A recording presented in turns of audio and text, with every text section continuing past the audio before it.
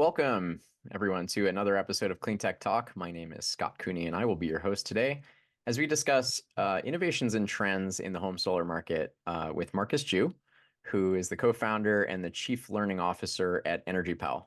Marcus, welcome to Clean Tech Talk. Excited to be here. So, first question. I checked out your LinkedIn profile, and you're marked as the chief learning officer at EnergyPal. Uh, what exactly does a chief learning officer do? And as the co-founder, I imagine you probably were able to position yourself into the role you wanted, so you probably chose it for a reason. Yeah, for sure. When you're a co-founder, as companies are building, you play lots of different hats as things go. The chief learning officer role, it's really head of learning and effectiveness overall. Our business, we're essentially a technology-enabled human business, right? We help people, and we're a whole bunch of people doing it. We have a great technology. We have lots of markets we're in, lots of areas, lots of systems, lots of processes, lots of products. And so essentially my function is collecting all of those different approaches and making sure that any person in the organization is enabled with the right information, but also how to and when they should apply whatever knowledge they have to their fingertips. So it's just making them overall more effective in how they talk, how they operate, and making sure we're capturing that information in a landscape that's constantly changing, which, as you can imagine, can be challenging when you're in 44 states and 3 Canadian provinces. So it's a lot of So stuff. it's a Yeah. lot to stay on top of for sure. And Mhm. employees need that stuff, and obviously your customers will need that stuff. So Yeah. it's kind of a cool role. So I think it's Yeah. something Yeah. I would definitely enjoy too. I've worn every hat at Clean Technica. Founded Clean Technica, and Mhm. I am currently the chief operations officer. But I think I've worn every single hat at this Right. company. Yeah. And but I've never been the chief learning officer. So maybe There you next year go. on my LinkedIn you'll There see you that. go. Yeah. Yeah. Well, it's a great spot to be in. How's that? I No, it's love I think innovation. it's really, for us, that's the a big part of helping people go solar is also educating them. And a big part of educating them is making sure that our people are educated and are experts. And so, our team, just the model, and we'll get into it later, but our model is a lot more complex than a traditional solar company. So our sales reps, our qualifying team, like our teams have to be much more enabled than, if they were like a door knocking crew selling underneath one company or something like that. So Right. definitely a very different level of knowledge and expertise that's needed. Yeah, Mhm. absolutely. Yeah. The door knocking is of course important, and whatever, but you want those people to have like one or two talking points and stick to their script and just get the Yeah, information. That's it. Just yeah, exactly. So don't try to be an expert in everything, pal. right, right. Cool. Well, and your background is cool, and I want to like obviously position you that you've been working in home solar for more than a decade. I want to hear about your journey a little bit. One thing I saw on your resume was that you worked at one block off grid, Yeah, which is we called one bog. yeah, And exactly. I remember seeing a literal paper flyer on my door in San Francisco from one bog, Yeah, and I nice looked little at plug it. guy, right? Yeah, Yeah, yeah. it's just Plug 15 years foot. ago or Yeah. something. But yeah, and I don't remember what it looked like. I just remember the name One Bog, and Hmm. the concept is cool. So the concept, obviously if you can batch a purchase of solar panels for an entire block of people, you get all your neighbors going solar, and then boom, you get this whole block that's off Yeah, grid. yeah, exactly. I love that. Yeah. It's great. So tell us It was about your kind of like experience. a Groupon at the time, right? Yeah, That was totally. Groupon was huge back then, and it was kind of blowing up, and it took that time. It took that same model effectively, Yeah. but And yeah, hyper localized it so you could yeah, like talk to your neighbors about home solar and yeah. stuff like that, which is really cool. It was innovative. And Hmm. that's, honestly, back in the day, we needed that in the home solar market because the prices were still high, and Yeah. the technology is not anywhere near where it is today. Kind of still needed, I think, too, but Yeah, it's but yeah, I hear you. every tool Um, in the tool bag, it's we got to use it. Well, cool. So tell us about that experience and then the rest of your journey that ultimately got you to found Energy Pal. yeah. So it's definitely interesting. So I have a one block off the grid was a really interesting, cool company. Kind of before that though, I had gotten into solar actually while I was still in university. I had really gotten interested in project finance. I just thought it was really interesting that you could come up with this idea to finance something and be able to use the idea to get the funds to then actually do the project. And so you didn't have to be some wealthy, work in your balance sheet, go to a bank, ask for money, and they say, well, how long have you been in business? Like, I always had this entrepreneurial mindset from the beginning. And I was like, oh, this is great. You could just have a great idea. Saw how people, when power got deregulated, how that basically the project finance was essentially the method to build new coal plants and electric plants. And thought, well, we should do this for something that is maybe less destructive for the planet and maybe more better. So and it just worked out that at that same time, and I was going to school actually in Canada, up in Toronto, and at that time the Ontario launched this Green Energy Act, and it was a feed-in tariff program, very successful, lots of contention around feed-in tariffs overall, but it was a great program that sort of launched, and I was like, what a cool idea that you could, like, what if we did this? You had the government giving a 20-year 80 cent per kilowatt hour contract guarantee. What if you came up with this idea to, rent people's roofs and then give them a proceed and share in the profits, but got solar and they didn't have to pay for anything? You could just leverage the roof, which wasn't doing anything. Cool idea. All of my students, friends were like, that's a stupid idea. That's ridiculous. And then lo and behold, this other company, Pure Energies, was doing that and had built a fund, was going through the process. Like, I got to work there. So I just started working there, and just basically right into inside sales. And then I graduated. They actually had acquired one block off the grid, and I'd moved down to San Francisco to help with sort of reshaping those operations and sort of building up the company. And one block off the grid had a very interesting model, very similar to how EnergyPal is that initially it was pulling a bunch of people together and coming up with a discounted sort of deal with one installer, but then they found they had some buying power, right? Some negotiating power with the installers. So started partnering with other installers to cover different areas, and ultimately became kind of like a marketplace for different installers. So one customer could come and get multiple different quotes. It's a very effective model. That company, one block off the grid, and Pure Energies as one entity, then got acquired by NRG back in 2014. So it was a wild ride from like a team of 6 to growing a company that got bought out by a Fortune 100 company at the time. It was a bit of a wild ride. That's awesome. Okay, and then where did Energy Pal come from? What was ultimately? So our whole expertise in one block off the grid was essentially fitting into the customer acquisition segment of the market, right? It's like, how do we acquire customers, keep them, make sure they get installed, work with installers in a way that worked. And we were able to do that very well, better than many of the other companies. That's why they would essentially farm their sales and project support to us at the time. We sold the company. Many of the partners and people left, and they all did their own thing. That integration, I don't know if you've ever been a part of a integration of 3 companies trying to form a new division inside of a big corporate entity that is publicly traded, but it didn't go so well in terms of, it didn't go so well in terms of its ability to work, right? There was a lot of conflicting interests, and it was a lot.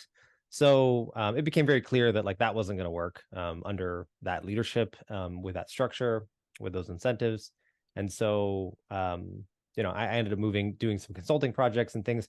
Then a couple of former one block off the grid and Pure Energies, colleagues of mine, we sort of came back, we looked at the market, and it had gotten worse. Like, finding customers was more expensive in 2015, 2016 than it was in 2014. Like, the marketing was broken. The ads were all misleading. The salespeople were still knocking doors, overcharging people. People in California would get prices, and there'd be like massive ranges of like $20,000 for the same stuff. And we're like, well, this is still very much broken. And there's still this big hole for consumers to have a reliable experience, good experience, great quality products with a great price. And it just doesn't exist in a consistent way. And we're like, we could scale this up. Of course, it's much harder than you think to build a business, but that's ultimately was the reason why we jumped back into the market, and really pulled together the best of the best in terms of the sort of marketing, sourcing, lead gen, that process, and then our expertise, which is really the product and installer, working with different installers and managing the sort of customer experience, all through a digital model. Turned out we're pretty effective when COVID hit, and we were really well positioned because that's all we've done. We've never really done the door knocking. We don't really believe in that model of having mobilizing troops of very some very, very skilled and some just uncontrolled reps that say whatever they need to do to make their money, right? So Yes. Yeah. we just don't think that's the right approach to helping people go solar in a scalable way that's going to reliably give them that great experience. Yeah, it's really challenging to align the incentives all along the decision to go solar for a homeowner. You know, Yeah. the door knocker and the marketer and the contractor and everybody's got The ang installer, the financer, everybody. yeah, Yeah. exactly. So it's to get all the incentives aligned and then also treat the homeowner with the respect that they deserve too. Yeah, maybe Obviously, call them, right? About, hey, this is what's happening with your project and this is what's going on. So yeah, it's just very inconsistent. So that's the yep. model we've built. I think we've done a really good job. We're I'd say the highest rated, if you Google rated company, because we're not every project's going to go smoothly, right? Not every, it can't. There's too many moving parts, Just a numbers game. but I think it's how you approach those problems, how you put systems in place to mitigate them, and also how you make sure that you can grow effectively, right? And continue sort of building, and I think that's where we've done a pretty good job at. We're not perfect, but we're working on it. My motto is don't make the perfect the enemy of the good. If you're doing good, keep doing good and Yeah, yeah, try to yeah. keep getting better. That's a So, good motto. I like continuous that. improvement. There's nothing else to do. If you try to get Yeah, perfect, you'll just do nothing. right. Yeah, yeah. Awesome. Okay, well, cool. Let's dive in. There's so much. Home solar is such a fun topic. So let's Mhm. let's dive right in. I'm curious your thoughts, what you're seeing in terms of where the market is in currently. Well, currently, as in essentially the beginning of 2024, end of 2023, I'd say it's doing not so great overall. The interest rate increases plus essentially like the gutting, and I'm sure you've covered this, right? The gutting of the incentive for many people to go solar in California, and sort of the adjustment and all the blowback that's meant, right? Like it still makes a lot of sense for people to go solar in California. But there was a big change that happened last April, that really changed the trajectory of the industry, and then had a lot of interesting impacts of what that meant for other parts of the industry, other parts of the United States as well too. So I'd say it's not doing great overall, and I think that there's a lot of companies that are having a lot of challenges. Yeah, and we've seen obviously in the stock market, Enphase and a handful of other publicly traded solar companies have had a rough year. Yeah, yeah, So yeah. yeah, is what it is. Okay, and then what does your sort of crystal ball say about where it's going? Well, Have I we hit a think rock bottom, or I, is it? I I think so. I think so. Yeah, What there's a definitely different installers, different groups. You'll hear of some big, larger. What I actually think. So I think the large national, grow, grow, grow. I want to go public type of installation companies. I think those companies are having a really hard time because they've been focusing on the growth and building market share, and they never really probably shored up their operations in a way that worked well because they're reaching for this next stage. And then now, essentially, with the market, the public markets sort of pulling a rug underneath them, they're like, oh wait, hold on, we were really kind of hoping for that. So I think those companies are having a lot more challenges. I think the regional, the sort of the mid-sized companies are doing okay, and I think the really small companies are not also doing fairly well because they were really reliant on the financing options, and there's not that those options have adjusted and have changed in terms of not all the financing companies want to bring on new installers because they also have been burned too, from so it's tricky for the small and it's tricky for the super large. And I think the mid-range, the mid-sized companies, like, installers that span a couple of different states, a couple of different regions that have good solid operations, that, those teams are doing great, I think. But I think yeah, I think overall it's the picture looks good moving over the next couple of years. Um, and something that we've noticed is that the demand for leases, PPAs, like power purchasing agreements, third party owned financing is really taking off for sure, in this climate right now. Not a lot of people are taking on large loans and large, debt to finance their solar, and not a lot of people are looking to drop all their, you know, life savings on it either. Right, right. You know? So with the, the home battery technology getting better and better, it strikes me that we're seeing a little bit of a shift in consumer demand around solar, where I think in the beginning it was you could say the grand majority of people would go solar because it was surely a financial decision. It was Mhm, something that they could do and they could see an ROI on, especially, we've talked about the 15-cent rule. When, mhm, utility rates get to 15 cents, then solar really pencils very well. If, mhm, below that, it's less. But in those mhm, places where it was kind of hovering around that or getting a little higher than that, mhm. home solar made a lot of sense. So I think at the beginning it was a lot of that. With the with the batteries now, I'm curious your thoughts with regard to why people are going solar now. What percentage are just doing it because it's a good financial decision, and what percentage are doing it because it's resilience and they want energy security during storms, and then what percentage of people are just doing it because their kids are like yelling at them to do something about climate Yeah. change. You know, I would say it's super market dependent, that like that battery attachment rate.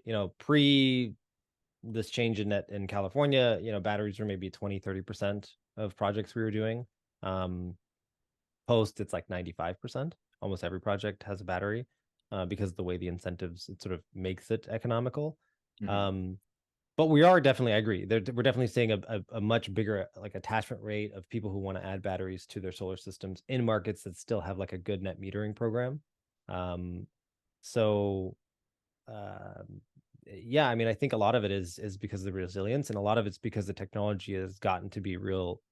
I don't, the prices haven't really come down dramatically, but the technology's just improved a lot, right? So Yeah. batteries 2 years ago really hard to work with, hard to connect, very convoluted different systems with different inverters and different batteries and management, and but now you have battery systems that can like connect to like a generator, connect to your home, maybe replace the need for, a lot of times people, they need to upgrade their electrical system, their main panel, when they go solar, and some of the battery technologies nowadays can kind of do that for you, so that it sort of avoids having to do other investments, and you can make it make sense economically. And and a lot of areas where there's really fluctuating cost of power too, like Texas, for example, we're seeing a much bigger demand for batteries because of these crazy heat spikes that's been going on. Yeah. So you have these crazy spikes. The grid is, the wholesale cost of energy goes up to $5 per kilowatt hour, which is like 5,000% more than that than average. And people with batteries are able to export their battery power back to the grid and Yep. essentially pay for their whole battery in like 3 days, right? So there's really interesting things that are happening where the economic conversation with batteries are there. The for resiliency and power backup, like at the end of the day, the grid is still so stable that most people aren't willing to shell out the cash. And the question we typically tell people is like, if your power outages are like a $600 to $1,000 a year cost for you, then you should probably get a battery. But if it's not, and it's more of a nuisance and thing, then like it's not gonna, you're most likely gonna not do it realistically, right? Because Right. you're like, well, I could also just, anytime the power goes out, I could go to a hotel or something, or do something else with that money. So Right. I think at the, maybe this is the business econ person in me, but if it doesn't make sense financially, it usually doesn't. The demand doesn't hit to a point where it's worth doing. You know. Makes sense. Makes sense. So the number of refrigerators full of food that people lose Mhm. really plays Or into, your lost income from working from home, and the fact that now you yeah. can't run your Zoom meetings and things like that. So that conversation is a bigger part of the battery conversation. Or people with wells, and they have it for like Yeah. their water supply or their medical devices. That Right. type of stuff is really why people are getting batteries in markets that have like one-to-one net metering. it's much more of like a backup conversation where there's complicated, essentially areas where utility companies don't like solar all that much, or the policy isn't as favorable, like Texas and parts of Arizona and California now. You need the battery for the economic argument as well. Makes sense. And there's so much innovation, and people are talking microgrids. It's, a lot of exciting technologies out there, and energy security is a big buzzword, resiliency is a big buzzword. Mhm. But, at the end of the day, we need panels and we need batteries. And, obviously those things we need to IoT, get Mhm. the Internet of Things to like connect all these things. This is fundamentally, we just need more supply of generation and storage throughout the grid, right, to make that stuff happen. And so it's one of the things I appreciate about Energy Pal and, companies like yours is that this is where the rubber hits the road. Yeah. You know, we Yeah. we we can't do a large scale microgrid, in a neighborhood or a block or something along those lines without many of the folks there having the hardware, right? Yeah. And then obviously the connectivity. So I don't know, you want to touch a little bit on kind of the urban combat angle Yeah. of Yeah. I just think more guerrilla, it, get I panels and think there's a batteries lot of throughout there's a the lot of there's a lot of people that are that they get into the space. There's very exciting ideas of microgrid and all this stuff, and it's really awesome and it's really great. And I think that I think maybe our culture, our mentality at Energy Pal is much more pragmatic and just very much more like we just need to get people to get solar installed in their home. And those people typically tend to get batteries because it either makes sense for them or it's just easier because they have solar to help support that. And we're building that sort of infrastructure layer in an individual, where the demand of energy is, the supply is as well. And where that goes from there, honestly, like maybe it is that cool microgrid and all those really great, super smart people that have all these great ideas. Sure. But you know what's stopping people from going solar? People not going solar. Like that's what's stopping the stopping of microgrid development is because people don't, there's just not enough supply. It's not consistent, it's not reliable. So for us was like, let's just solve the root problem of like, let's just change the landscape of the power infrastructure in North America as best we can by just solving the root customer experience problem on why people, because they're not given money to do this, they're giving like rebates and this and that, but ultimately they have to make the decision to do it. So let's just make that decision as easy as possible, right? By pulling all the options under one table, the best options, vetting, making sure that they get a good experience, and just helping sort of like person by person make the switch in a way that they're not like regretting it afterwards, right? And they're so happy about how it went that they would refer, because ultimately that's how this is going to happen. It's like, then I go yes. back to my one block off the grid, the grassroots campaign sort of mentality. It's like this happens when it's a grassroots level, but if one person hated their experience, it was sized wrong, they overpaid, they got overcharged, they shut off that whole, like that, all their network, their whole node of people they connected to, they're the ones now spewing the negative of why they shouldn't go solar. And then we're facing that roadblock. And so that's the current experience for a lot of the industry. A lot of people don't have a great experience, unfortunately. Yeah. And and then they're like, oh, I wish I wouldn't have done this. And anytime I see that, I'm like, it destroys my heart that like the system allowed for this to happen. And so how do we just shift it a little better, right? It makes all the sense.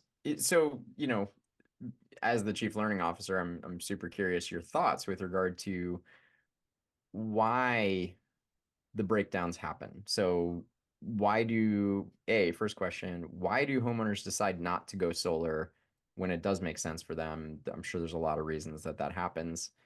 And then sort of the follow-up question, I mean, you talked about in 2015 that ads were really misleading online. You still see a lot of misleading ads online about solar, a lot of misleading information. Clean Technica, Mm, we're always trying to overturn and get the truth out there.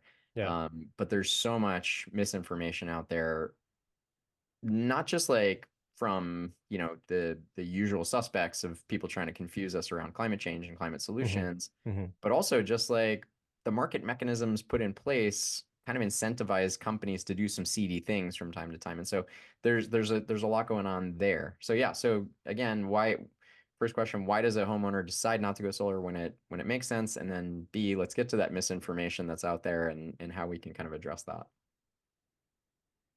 I mean, simple, it all boils down to, in my mind, incentives, right? Like the incentives are very misaligned. So to kind of pull it back a little bit, the customers that look into solar, start the process, and then ultimately don't go solar, even when it quote makes sense, is that they never got the confidence they needed for themselves to make that decision, right? They definitely got sold to, they got pitched this product, pitched that product.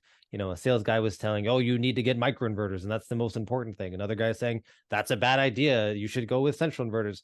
And they're fed essentially multiple lines of information, and it just gets very confusing. And some of the platforms that are out there on the market that like will help you get lots of quotes and you get to compare all of your quotes, those people also don't go solar a lot of the time too, because they get so confused by all the options and all these things. So I think a lot of it is just the kind of the customer experience. Like this is, you are fundamentally, they're making an investment in their property for a long term.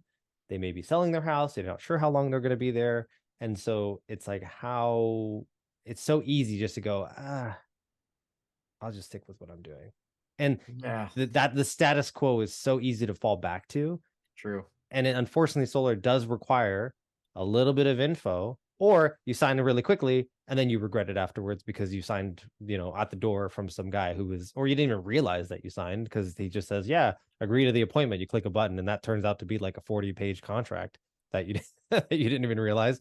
And now you have panels up and you're like, oh my God, there's a lot of stuff that can happen. So I think ultimately it's so easy for people to fall back to not doing this when they get kind of overwhelmed. And Yeah, it's so easy to get overwhelmed the moment you raise your hand being like, I want to look into solar.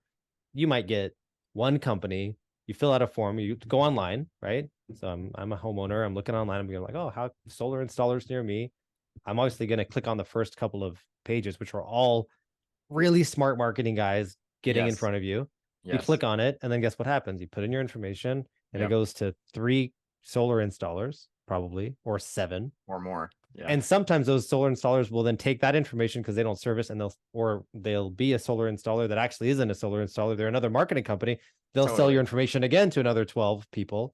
And then now you've got literally 20 companies calling you 3 times a day. And you're like, this is just too much. Right. Yep. So because the model, it's it's so hard because people don't just go solar and they're not referring and everything. It's so hard to find people who will actually, their roof qualifies, they're in the right area, they're in the right orientation, they have the right credit. That sort of pool of people that it makes sense for economically is actually not as big as you would hope it to be. And so that process of selecting and finding, and then once you find somebody, it becomes so competitive that people will just give up 50% of the time, right? Because they're like, I don't know who to believe, I don't know who to trust. So I'm just going to stop. Right. And I'd rather just do nothing because people would rather do nothing than make the wrong decision. And that's just how human nature is. So Makes that's what we're makes trying to sense. combat, make it, you know, build a platform that people can trust into. But even still, you got to earn the trust. Right. For sure. And so, okay, so tell me that how does Energy Pal sort of work in that ecosystem? How do you solve some of those issues that the homeowner faces and that the market mechanisms, create these dynamics for? Yeah. I think that one of the big one is that, again, if you're a skilled salesperson knocking on a door, let's kind of go back. Level one, if you're a person who has to go to your house, like I got to go to your house and you live in Hawaii, right? And I don't live in Hawaii, but let's imagine I did. I would have to drive out. Maybe I'm on another island. I got to go to your house. I'm committing all this time. I'm investing into you. And so I'm going to be pretty, that amount of time needed to get in front of you to have a good conversation. I kind of need that deal, right? Like as a salesperson, I need it because I'm only getting paid if there's success, right? So that model in itself puts some extra pressure that forces the people in that space to be a little bit more aggressive than they would normally maybe need to be, which of course, when you have 3 or 4 people being aggressive, they start taking information that is maybe, because solar can be complicated, like there's inverters and panels and Yes. ratios and degradation and financing fees. There's a lot of little elements that it can get. They may not have gotten great training, right? Because of course So I guess it's a lot to unpack, to be honest. Scott, there's a lot of little components to it, but first of all, level one, we think that that in-person experience is just, you're more incentivized to be much more aggressive and ultimately turn people off by pushing and maybe cutting corners where, you know, on the truth, to stretch the truth a little bit to convince somebody so they sign up with you, because you probably don't ever need to really see them again, right? This isn't like a solution. Like, this isn't a monthly reoccurring subscription from a SaaS company where, like, Right. if you give me bad service, I stop the monthly payments Yeah. and there's churn. Once those panels are installed, like, good luck. What are you You going to don't do? you don't get a month free trial of somebody drilling holes in your roof. You No, don't the holes are like done, right? And it's not as bad as someone ripping up your bathroom, and now you've got no place to go to the bathroom, but it right. still is a commitment, right? Yep. So, the salespeople and the installers, everybody knows that. So it's like, if they get the deal, they win the deal, they do it. So they're just going to stretch the truth more likely. That's number one. Number two is, if you're in person or even virtual, if you only have one option to present to somebody, you're going to sell the crap out of it, because that's your incentive, right? You go to AT&T store, do you think they're going to say, "Hey, you should go to T-Mobile or whatever"? You go into a Tesla store, they're like, "You know what? Based on what I heard, you should get a Honda." Like, An ID never. buzz. You should really, Yeah. Yeah. check out. You need to get that. You need to get that Neo whatever. So they'll never do that, right? So that model, they're heavily incentivized to push their product, and even when it's not the right fit, right? The amount of times we talk to people and they're like, "You need to go with this loan, or you need to go with this lease, or you need to pay cash for it," and they're pushing the customer down this path, and then we're like, that customer, they're 95 years old, their kids are not, like, this is the wrong thing for them. This is like Yeah. fundamentally the wrong product for this person. Like, they should not get a solar lease with an escalator. Sometimes that's a great product, sometimes it's a horrible product. And if all I have is that, what is it, if all I had is a hammer, everything looks like a nail. So the other part of the problem is that if you're too limited on your product offerings, you're also going to most likely push people down a path that doesn't fit the right way for them, which ultimately, at the end of the day, they're going to be unhappy about, they're going to regret, and they're not going to spread the word. So our model is to sort of consolidate those, make the sales incentive process better by being virtual, having lots of options, using our technology to make it easy for them to access. So, to answer your question about, as a chief learning officer, so my job is to try to pull that information, insights into, like, guidance, so that any rep at any point, they're able to know, based on what this person's situation is, they're more likely going to go with this kind of a program. And because we have so many great options to choose from, between 5 installers, 10 panels, 30 financing companies, different designs, we'll have like 10,000 different solutions to best fit a plan. And then it's just their job to educate it the right way, right? Mm-hmm. Okay. This obviously for a homeowner, the paradox of choice kicks in. At some point, if you have just one person that are being super aggressive, you're just like, you're being super aggressive. But sometimes that really works because people don't like having too many choices. The Right. paradox of choice, like So if you that's, have seven yeah, choices, it's overwhelming. decidophobia, right? Yeah, yeah. Yeah, like, oh, Haven't heard that one before. right. But yeah, so okay, so if you had one key takeaway that you were going to tell a homeowner considering going solar, and they're kind of new to it, not that technical, what do you tell them as they begin their journey of trying to get solar for their house? These are always really hard for me because I'm so specific to the area and the market and this and that. But generally, one key takeaway,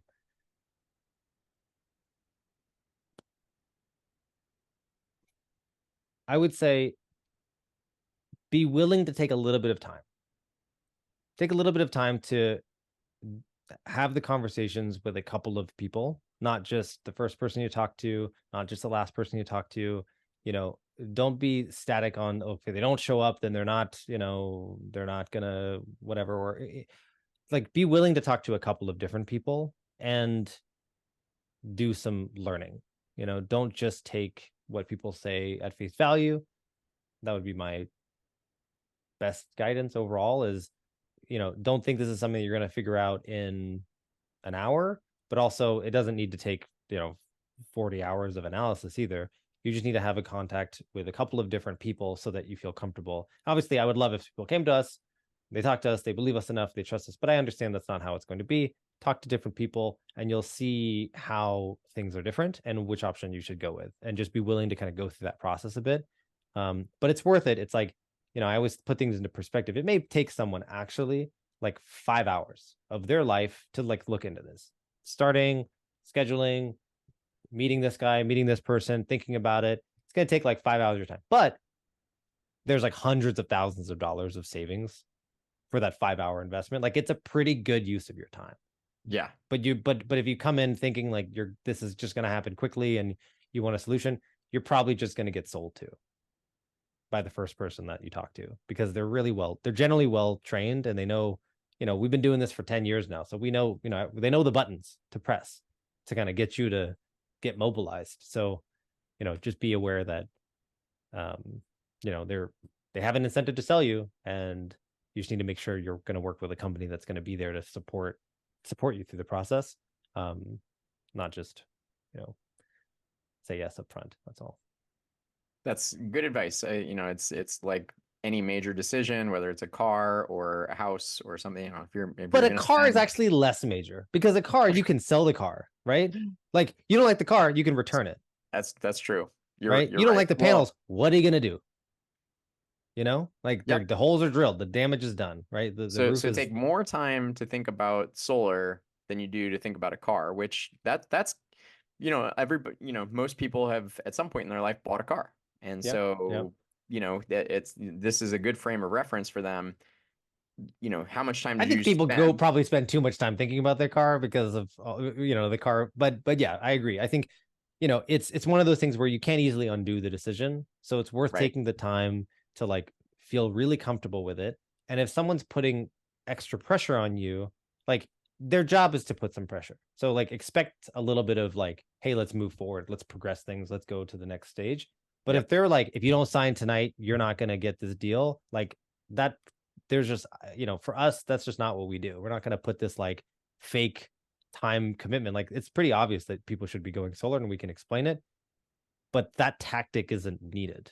And for us, we just think that, it's more likely they're hiding behind that urgency pressure than with a poor product and a bad price, to get you committed so that you don't look around anymore. Because it can be big ranges, right? Like, again, one of the issues that we have is people go, well, why don't I just go directly to the companies that do the installation? Because we're not an installer, right? We're like a service. We Right. work with installers, but the installers pay us a finder's fee when we secure an installed project. So why wouldn't I go to the company directly, right? Like, I'll get a better deal. Usually that's actually not always the case, because they have the same problem of talking to the homeowner. Like, there's one person, they're talking to 5 people. They're only going to go solar once with one of them, maybe, right? So we find just the way we're operating and the way we work, we can kind of slide in at a lower cost basis than most of what you would get if you weren't. And sometimes it can be really pretty dramatically different price, for the same kind of equipment between installers. And obviously, Energy Pal has relationships with the installers and the technology and the hardware and all this kind of stuff Yeah, that you've yeah, developed over years, and you yeah. you have a sense of what works, what doesn't, who's a Right, good contractor, who's not, right. that sort of thing. So it's, there's a little bit of a third party layer of sort of consulting on some level for a homeowner to go to Energy Pal rather than go Yeah, and it's directly not always to, perfect. Listen, there's like of this. course. I told you about this California thing, and I'm happy to share. I mean, there's are companies that have, you know, blown up sort of in the crazy growth that happened in that net metering 2.0 rush. Yep. Did lots of installs, but then they were not really ready for that next stage. And we've experienced, there's lots of customers, and it's gonna, we're gonna start seeing more of the fallout probably in the next 6 to 9 months, as projects have been delayed, things get pulled back, things don't get installed, and installers that went out of business, right? So for us though, like, we're gonna work as best as we can to just to maneuver, and if those things happen, move people from one installer to another, transfer net metering agreements, and just make it whole. And I'd say we're very good at managing that kind of situation. So yeah, I mean, it's challenging uh you know situation, basically. Yeah. Right on. Well, Marcus, thanks so much for joining us today on Clean Tech Talk. Yeah, I love home solar. It's a great topic, and I really appreciate the work you do. Obviously, it's a big part of our climate solution. I think you mentioned a little bit in an email earlier that solar is going to overtake hydro in terms of actual production of renewables in the United States in 2024. At some point, we're going to see more solar being produced than hydropower for the first time ever, and Yeah, that's really exciting. So it's a that's cool cool. industry. I mean, a lot of that's utility, Of big course, big scale, of course, but yeah, our focus is like it the all residential. I want to make it so that people, when even if they don't believe in climate change, or they don't believe in solar, which is a confusing statement, but we've seen it.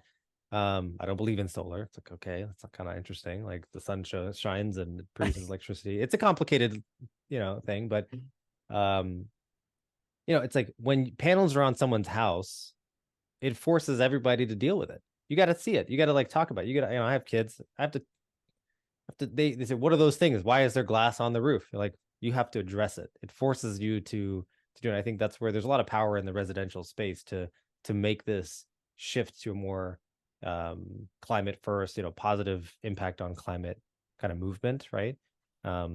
Because it's not just in the background, right? It's not just like a big solar farm somewhere else, right. but it's literally right in your face where you have to like make that decision of like, yeah, I'm not recycling, but this guy's here. It sort of just forces people to deal with their own like hypocrisy sometimes. So yeah, For sure. And yeah, also, it's a nice educational point for the general yeah, public that these technologies work. yeah. If somebody sees your neighbor sees your house as being powered entirely They're by probably solar. not all crazy, Right, exactly. right? Exactly. It's Some just might like be, but not all of yeah. them. Yeah, It's yeah, it's people needed to see other people driving an EV. There's right. first adopters, there's second adopters, there's Yeah, the whole adoption curve. So yeah, solar is kind of the same, but seeing the panels, it makes a difference for everybody. yeah, So yeah. And what's interesting nice. for us, because we're in the different markets, is that you start, different states are at different points of that. In the early adopters, some are still there. Some are, they're still in the like, what happens if it snows, and how does it really work, and you know what I mean, they're in that stage, and others are like in California, it's just like hyper, they're this is their third house, they've had solar, they have batteries, Yeah, they know what it's about. So it's interesting as well, seeing the just like the overall market awareness depending on the area. So that's awesome. All right, well, where do people go to find out about your services? energypal.com, that's it, just the Easy website. enough. Yeah, Awesome. Well, thanks for being on the show today, and yeah, we look forward to seeing your continued success. thanks for having us. Yep. Hi, my name is Scott Cooney. I started Clean Technica to promote clean energy and other sustainable alternatives, and for 13 years we've been moving markets. If we had a nickel for every time someone told us they bought their first EV, solar, e-bike, or fill in the blank clean energy solution, we'd be a cable TV channel by now. But we don't get those nickels. So unfortunately, we could use your help to reach a few more people. If just 1% of our audience chipped in a few bucks a month, we could hire dozens of great journalists and promote all sorts of climate solutions. It's easy. Just go to cleantechnica.com/support and sign up with a credit card in seconds. Cancel anytime. But we'll be sending out some cool perks too, so I think you'll want to stick around. With your support, we'll keep leading the charge. Thank you so much.